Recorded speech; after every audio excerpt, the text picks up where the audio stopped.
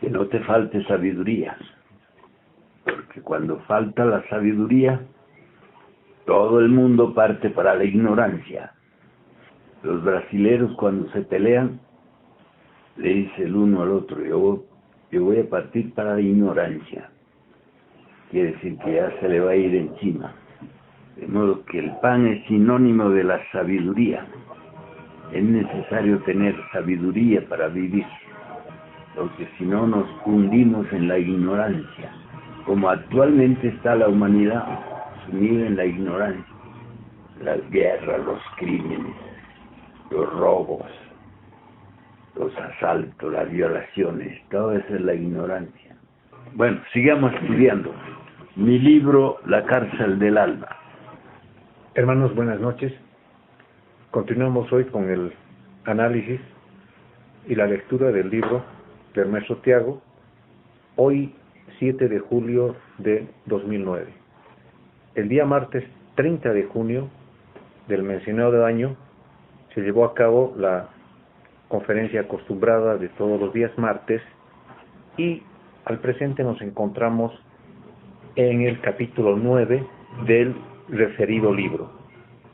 Se habló el anterior martes sobre algunas cuestiones que las vamos a resumir muy sucintamente, referidas a el problema de la humanidad actual, si cabe el desobedecimiento o el no actuar de acuerdo al mandato divino de crecer y multiplicarse.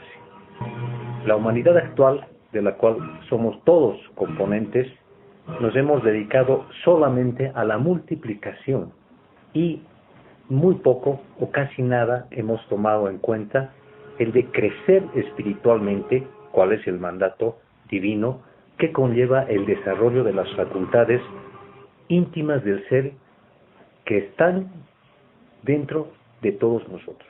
Se habló también de el camino que siguió Jesús el Cristo, ya en una condición de superhombre, pero haciendo mención al hecho maravilloso, destacable, de que Jesús fue un hombre a plenitud, que trabajó intensamente hasta alcanzar la transformación. Por esta razón lo conocemos como el Hijo del Hombre. También se analizó y se hizo énfasis en el contenido del Evangelio de Cristo, por cuanto es una enseñanza no solamente para creerla. El mensaje importante es que esta enseñanza crística debemos practicarla en el día a día. Además, el maestro Tiago, analizando diversos aspectos de la enseñanza, recomendó el elemento importantísimo contenido en el recuerdo de sí mismo antes que en el olvido de sí, que es una constante en todos nosotros. Además, nos recomendó a todos nosotros el asistir a nuestras conferencias, a nuestras prácticas, a nuestros rituales, no en una forma mecánica, sino más bien con un sentido renovador, consciente del trabajo que llevamos adelante, y que todas estas conferencias, prácticas y todo lo que significa la enseñanza sea asumido con plena conciencia de lo que se hace. Este es un resumen muy sintético de lo tratado el anterior día martes 30 de junio de 2009. Y vamos a continuar ahora ya en la parte final del capítulo 9 con la lectura del texto que analizará el maestro Tiago en esta conferencia. El ser de un cristiano debe estar exento de elementos subjetivos, tales como las emociones negativas de la ira, los celos, deseos lujuriosos, temores, quimeras, resentimientos, dudas y otros. Pues el templo interior debe estar en completa armonía.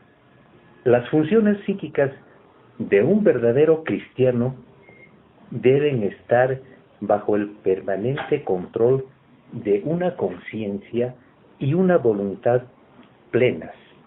Y eso se logra eliminando todo tipo de hábitos y costumbres mecánicas, inconscientes, por medio de un largo proceso de autoobservación y de esfuerzos voluntarios y persistentes. Sacrificar las bajas pasiones es un esfuerzo que nos eleva por encima de muchas debilidades y errores, haciendo que nuestro nivel de ser adquiera poderes incalculables.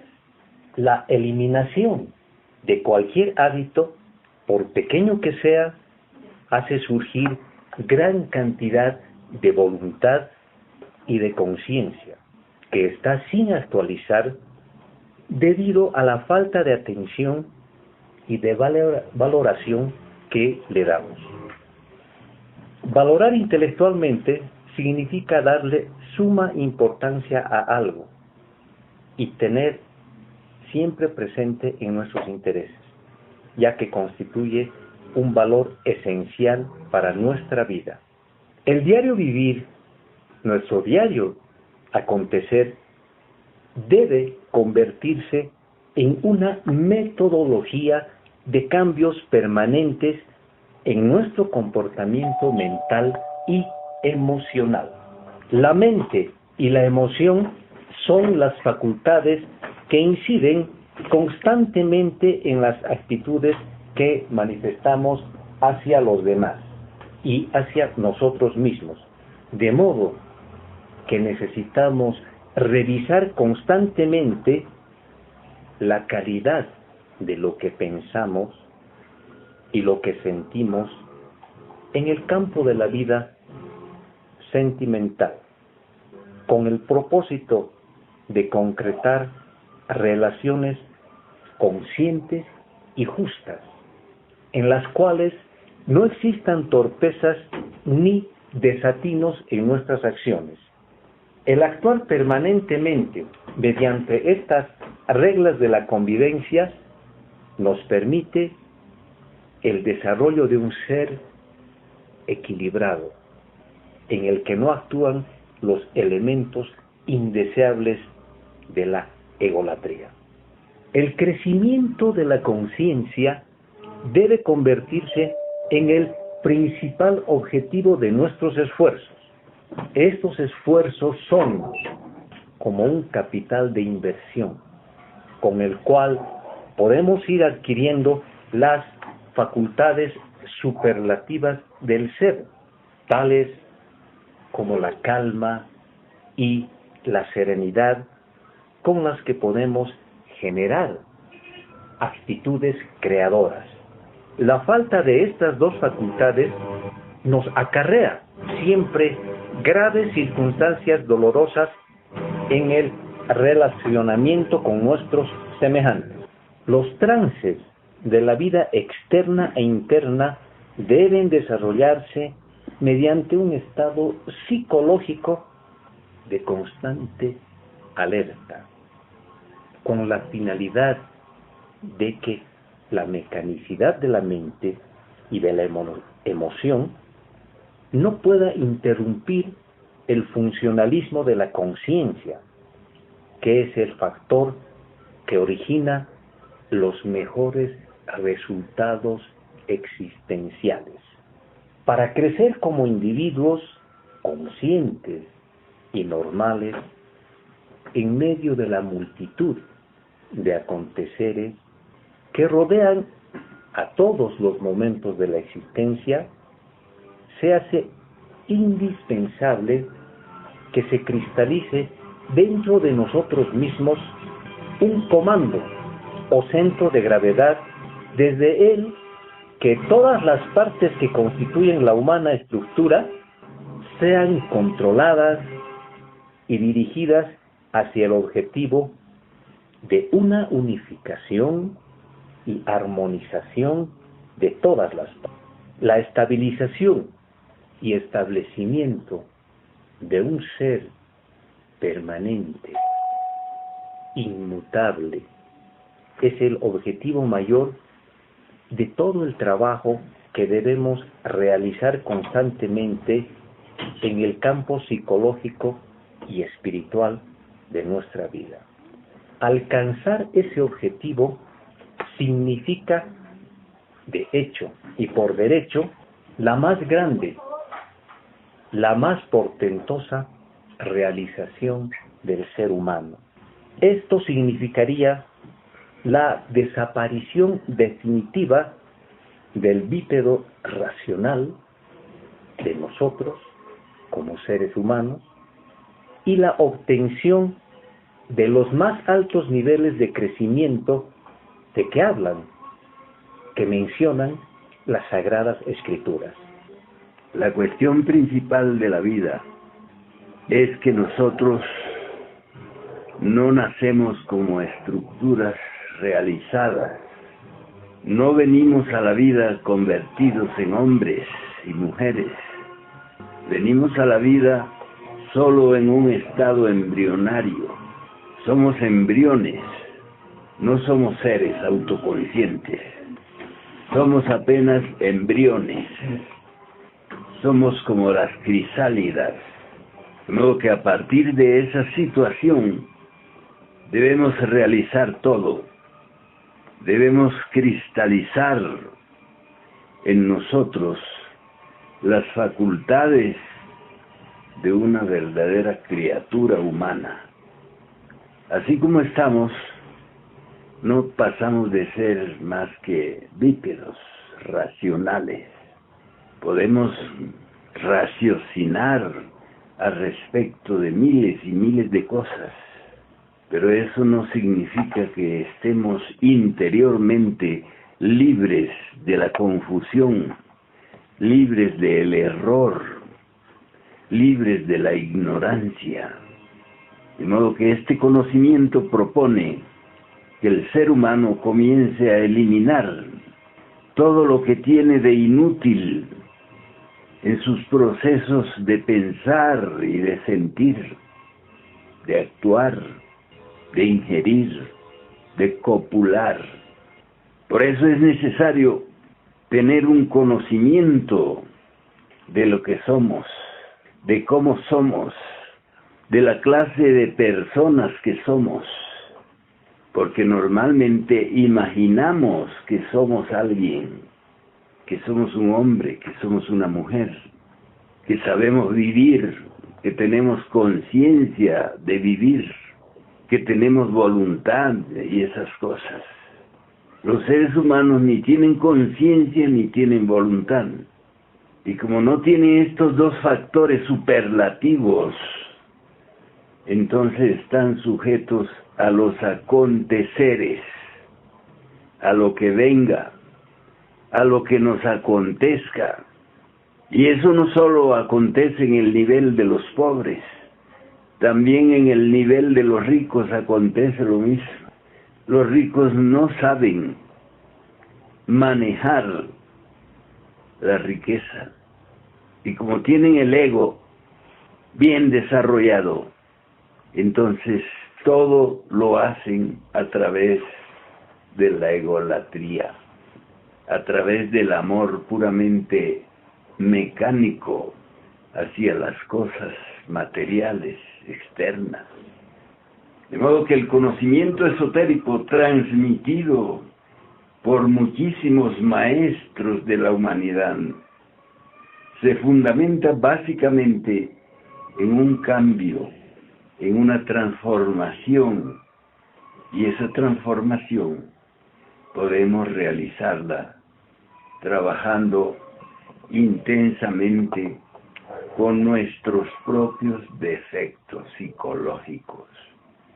trabajando intensamente para eliminar de sí mismos todos los factores que nos conducen siempre al error y al dolor. De modo que la sabiduría gnóstica ha existido en todos los tiempos de la humanidad.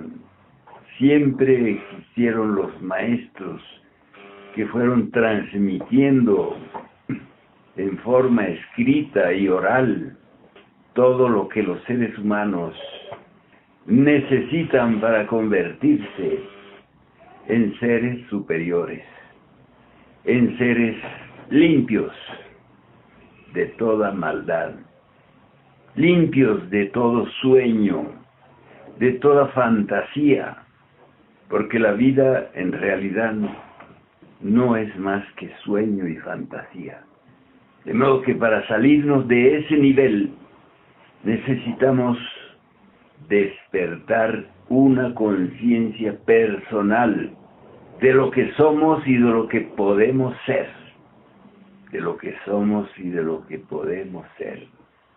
Normalmente las personas se conforman con el proceso ese natural y mecánico del nacer, crecer, reproducirse y morir.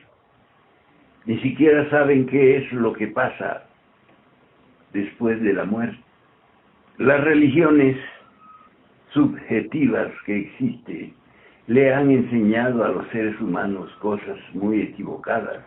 Les han transmitido ideas subjetivas sobre el más allá.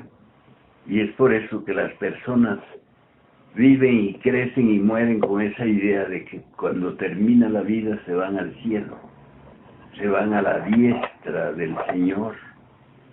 Pero en el Evangelio del Cristo hay cosas como que si no naces de nuevo, no entrarás al reino de los cielos. Palabras enigmáticas que no pudieron entender los sacerdotes de esa época. Inclusive uno de ellos llegó a decir, para nacer de nuevo, ¿tendré que meterme de nuevo al vientre de mi madre? Entonces hay dos tipos de nacimiento. El nacimiento natural, común y corriente, donde se nos concede un cuerpo físico. Y hay otro nacimiento, mediante el cual podemos por sí mismos desarrollar otro tipo de cuerpo, los llamados cuerpos existenciales superiores. De modo que cuando esos cuerpos se desarrollan, entonces quedamos convertidos en hombres de verdad, no con el simplemente cuerpo físico, sino con 3 cuerpos más, con los cuales podemos seguir viviendo después de la muerte del cuerpo físico. El procedimiento para formar los cuerpos superiores, los cuerpos internos, es el mismo procedimiento que usaron nuestros padres para darnos el cuerpo físico. Me estoy refiriendo a la relación sexual. Pero la relación sexual tiene 2 modalidades. Una que se llama alquimia o transmutación o transformación de la energía sexual, y otro que se llama la fornicación pasional, donde la energía sexual se gasta en el placer del orgasmo. Esto debe entenderlo muy bien. La energía sexual se la puede utilizar para transmutarla o para expulsarla del organismo. Cuando se transmuta la energía sexual, cuando se la transforma durante el acto místico de la relación de los sexos, entonces esta energía produce un segundo cuerpo. Ahí mismo, donde está el cuerpo físico. Entonces el cuerpo físico se convierte en un molde. En ese molde se crea, se fabrica el segundo cuerpo, el cuerpo llamado cuerpo astral, el segundo cuerpo existencial. De modo que durante muchos años necesitamos transformar la energía sexual durante el acto místico del amor para ir fabricando los siguientes cuerpos. El cuerpo solar. Nosotros no tenemos un cuerpo solar de la mente, tenemos un cuerpo lunar. A través de ese cuerpo lunar se desarrollan los sueños, las fantasías, las creencias, los mitos, pero ese no es el cuerpo solar, es un cuerpo lunar, frío, fantasmal, de modo que la elaboración del cuerpo solar de la mente requiere la utilización de la misma energía, la energía sexual. Todos sabemos muy bien el poder que tiene el sexo sobre la vida de los seres humanos. Si sabemos manejar ese poder, entonces de verdad que podemos convertirnos en seres superiores. En verdad que podemos cumplir con el precepto crístico que dice nacer de nuevo. Es decir, crear dentro de sí mismos una vida nueva, un ser nuevo, un individuo de verdad consciente. En nosotros no hay un individuo consciente. Lo que hay es un ego pluralizado. Se dice pluralizado porque el ego no es individuo, sino un conjunto de factores malignos, tales como la ira, la codicia, la lujuria, la envidia, la pereza, el orgullo, etcétera, etcétera. Eso es lo que tenemos. En vez de un individuo sagrado, lleno de calma y de serenidad, tenemos un ego lleno de defectos, manías, hábitos, costumbres, entre los cuales se encuentra ese de la utilización negativa de la relación sexual. Entonces, eso sería la verdadera castidad, realizar el acto del amor y retirarse de él sin cometer el delito de la fornicación, de la eyaculación de las aguas de la vida, tanto el hombre como la mujer. De modo que al retirarse del acto creador, sin haber violado el sexto mandamiento de la ley de Dios, significa haber realizado un acto creador de consecuencias especiales. Después de haber creado el segundo y el tercer cuerpos, necesitamos todavía crear un cuarto cuerpo, el cuerpo causal, el cuerpo de la voluntad consciente. Cuando tenemos este cuerpo, podemos decir que hemos cumplido con el segundo nacimiento, con el nacer de nuevo, de que habló nuestro Señor el Cristo. Así pues que este conocimiento gnóstico no es en sí mismo una creencia, no es en sí mismo una religión, no es una fe, no es una esperanza en el mañana. Es en realidad un trabajo de transformación permanente.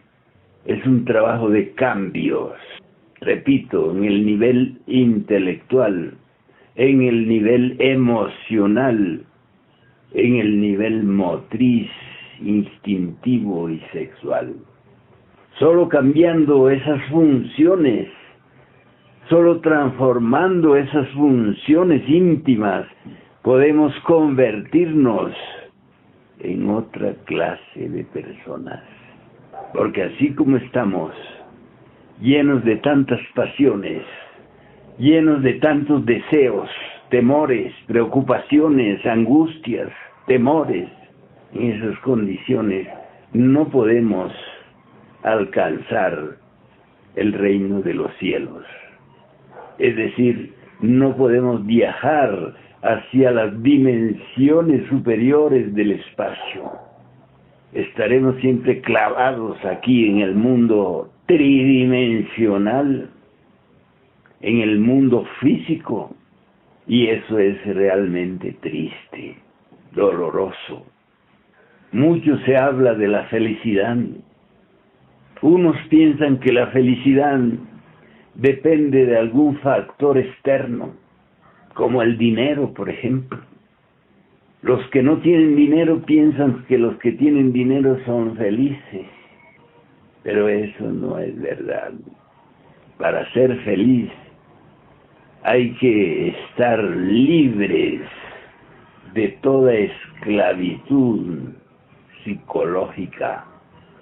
Hay que estar libres de todo temor, inclusive el mismo temor de la muerte.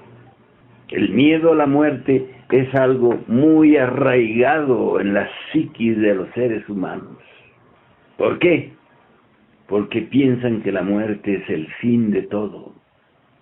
Pero realmente les digo que cuando algo muere, ese mismo algo vuelve a nacer. En un ciclo aproximado de 108 vidas. Solamente cuando se ha terminado el tiempo correspondiente a cada ser humano, viene el final. El final es algo así como la desintegración de todos los elementos psicológicos que nos componen. En el final de las 108 vidas se desintegran todos los factores que constituyen eso que llamamos el mí mismo, el yo mismo, y no queda nada. Eso es también conocido como la muerte segunda en las escrituras sagradas. La muerte segunda es el proceso de la desintegración de todos los elementos psicológicos de aquello que conocimos como un ser humano. Allí se desintegra la ira, la codicia, el orgullo, la pereza, todos los factores que integran al ser humano. Eso se conoce como la muerte segunda. Pero nosotros tenemos una opción que se llama la muerte mística. Es que por sí mismos, por nuestros propios esfuerzos, eliminamos esos elementos psicológicos del ego. Repito, ira, codicia, lujuria, envidia, pereza, gula, orgullo. Hay que ver lo que es el orgullo. Las personas creen que no tienen orgullo, pero ni siquiera resisten que alguien los mire mal. Enseguida se ponen a sufrir, enseguida se ponen a pelear. De modo que la muerte mística es nuestra opción principal para no tener que llegar a la muerte segunda. Entonces morir de momento en momento es lo mejor. Si alguien te lanza un insulto y tú eres capaz de no tomar ese insulto, por eso estás trabajando con tu orgullo, lo estás eliminando, le estás impidiendo que actúe a través de ti. Y lo mismo acontece con los demás defectos. Así es que trabajando constantemente sobre estos factores psicológicos del ego, nos vamos alejando gradualmente de la egolatría. Nos vamos acercando al cristocentrismo. Si la mentira quiere predominar en nuestras palabras y en nuestros actos, y no lo permitimos, es lógico que ese factor psicológico, ese agregado psicológico de la mentira comienza a morir, comienza a debilitarse hasta que desaparece de nuestra vida y nos volvemos realmente veraces. Y así con todos y cada uno de los defectos o agregados psicológicos que constituyen al ego pluralizado. Y esa sería la verdadera razón de vivir, porque la vida no tiene ningún otro significado. Nacer, crecer, reproducirse y morir. Si logramos escapar de ese estigma natural de la vida, entonces comenzamos un proceso de ascenso interior, de crecimiento interior, de pacificación total de nuestro mundo interno. Quiero decir de nosotros mismos, porque nosotros somos internos. Ese dicho que dice, caras vemos, corazones no sabemos, es muy cierto. Vemos multitudes de cuerpos moviéndose por todas partes. Pero ¿qué es lo que hay dentro de esos cuerpos? ¿Quién vive ahí, en esas moradas que llamamos cuerpos? Nosotros debemos constantemente decir, ¿quién está ahí en mi mente? ¿Quién está ahí en mis sentimientos? ¿Quién es el que está ahí odiando, resintiéndose, queriendo pelearse? ¿Quién es ese? No tenemos ninguna obligación de obedecer a las tendencias malignas de la ira, de la codicia, del odio, del rencor. No estamos obligados a obedecer eso, podemos rechazarlo con un estado de alerta constante, permanente, para poder cambiar nuestra vida, para poder convertirnos en hombres y mujeres de verdad, plenos de luz, de dignidad, de respeto. Esta es la enseñanza que promulgó el gran Maestro Jesucristo y que todas las religiones la han tergiversado a su manera, a sus intereses.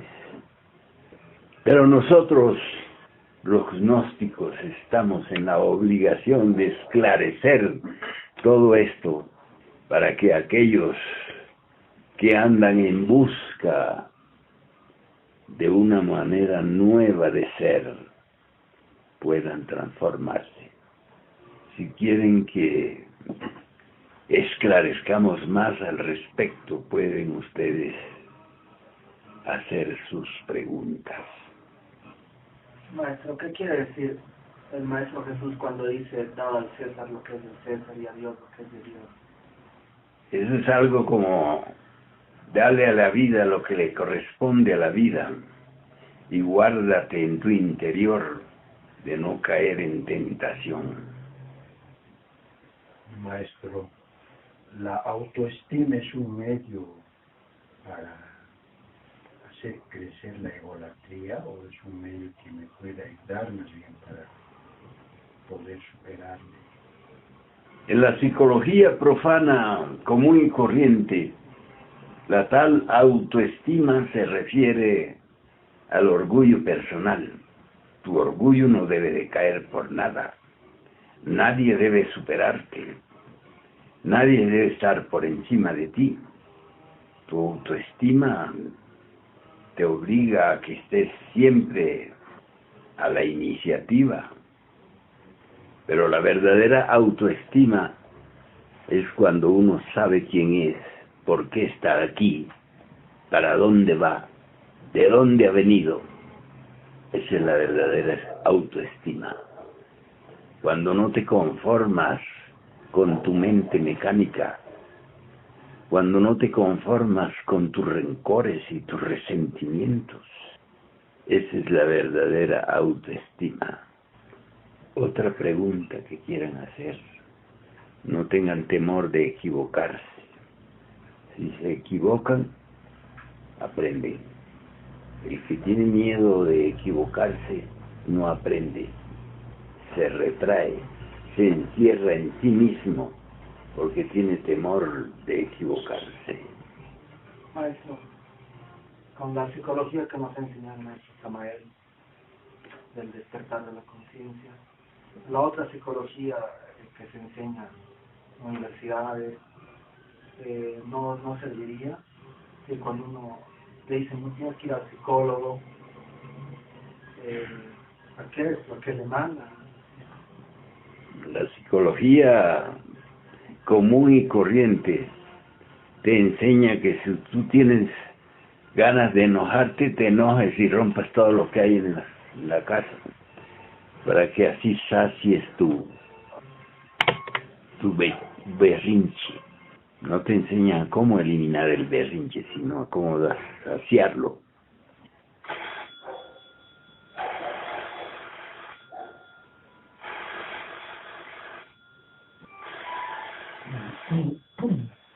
Otra consulta, maestro.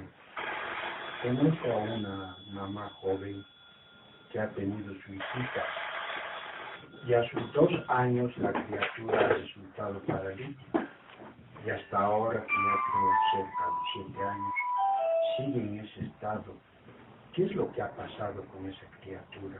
Porque hasta sus 2 años dice que era una persona normal. No deben ustedes olvidar que existe la ley de los accidentes. La ley de los accidentes afecta gravemente a los seres humanos. Muchos males que padecen los seres humanos no es ni siquiera por karma, es por accidente. De modo que qué elementos inconscientes habrán intervenido en esa situación que me cuentas. Descuido de la madre, en fin, muchas cosas accidentales pueden afectar la vida de los seres humanos, chicos o grandes. Así es que para no estar sujeto a la ley de los accidentes es mejor estar despierto, alerta, como vigía en época de guerra. Gracias por escucharme.